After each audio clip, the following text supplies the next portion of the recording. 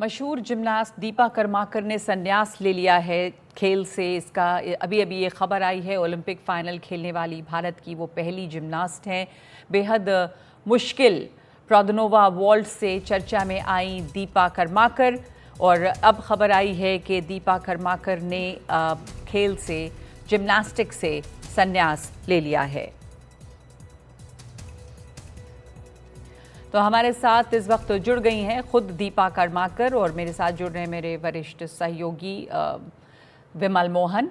दीपा, आपका एक बेहतरीन करियर रहा है और आपने इस वक्त जो ये फैसला किया है उसके बारे में लोग जानना चाहेंगे कि अभी क्यों, अब जिमनास्टिक्स से को गुड बाय क्यों कहा आपने? 25 ईयर्स की करियर रहा तो कभी ना कभी तो अलविदा कहना है, बट सच में बॉडी नहीं अलाउ कर रही है।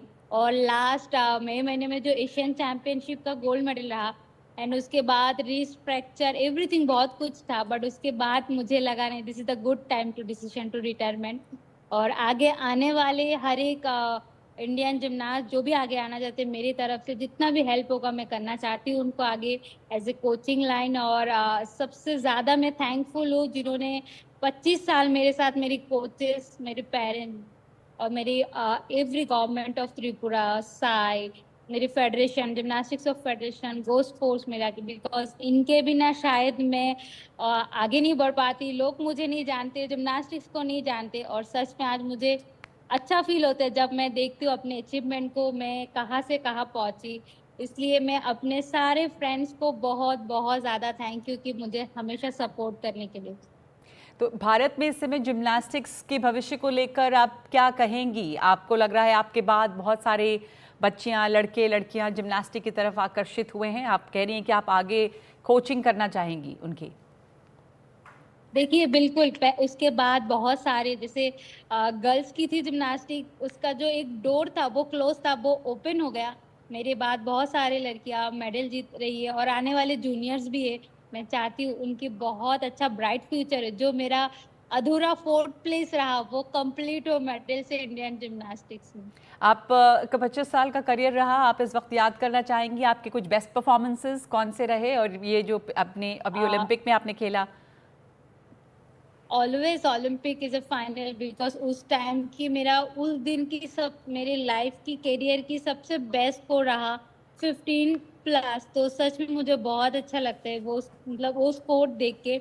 और ऑलवेज लास्ट टाइम जो एशियन चैंपियनशिप के इतना लो टाइम के बाद, इंजुरी एवरीथिंग, उस सब चीज के बाद जब गोल्ड मेडल आया, this is the good memory for me always. और एवरी एवरी टाइम जो भी मेडल जीते, हर एक उसके पीछे बहुत बड़ा स्टोरी है।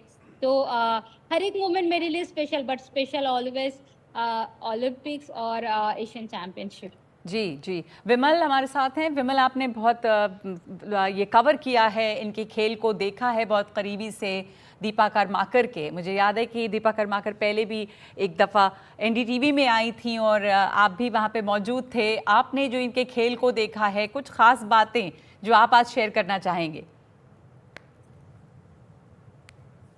देखिए, सबसे पहले तो दीपा जो मुलाकात हुई थी 2010 में कॉमनवेल्थ गेम्स में आई थी, और उस वक्त आशीष कुमार ने मेडल जीता था, और तब दीपा की मैं वहां पे पहुंचना चाहती थी। और दीपा कर्माकर ने डेथ वॉल्ट किया, जो प्रोदोनोवा वॉल्ट कहते हैं। दुनिया में 3-4 प्लेयर करते थे और प्रोदोनोवा खुद ही उसको करती थी, और उससे भी मतलब लगभग परफेक्शन में प्रोदोनोवा वॉल्ट किया। 2.5 वॉल्ट कहते हैं, हवा में 2.5 आपको समरसॉल्ट करना होता है, उसके बाद लैंड करना होता है, तो उसको एक डेथ वॉल्ट कहा जाता है। काफी डेंजरस है। दुनिया में सिमोन बाइल्स जो है दुनिया की सबसे बड़ी जिमनास्ट मानी जाती है, वो भी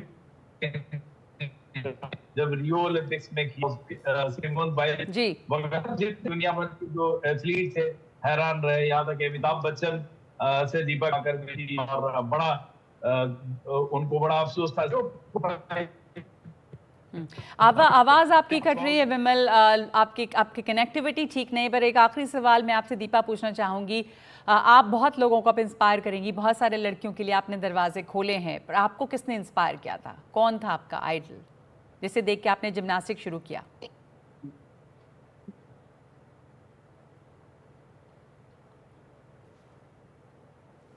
दीपा, आप हमें सुन पा रही हैं?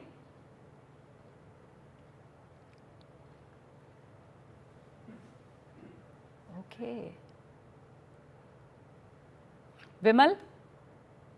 हाँ बिल्कुल, देखिए जैसे मैं कह रहा था कि मतलब 100 के 15वें हिस्से से मिस किया, और लेकिन उसके बाद जिम्नास्टिक्स को जो फिलिप मिलना चाहिए था थोड़ा बहुत मिला है। वर्ल्ड कप में अरुणा जी। रेड्डी हैं और भी 2-4 प्लेयर आई जिन्होंने इस गेम को आगे एक तरह से बढ़ाया, लेकिन जो एक होता है कि उसके बाद एक बेंच बहुत बड़ा क्रिएट हो जाए जहां पे और भी ओलंपिक्स में कोई प्लेयर क्वालिफाई नहीं कर पाया जी। तो जिम्नास्टिक्स से, तो ये एक है।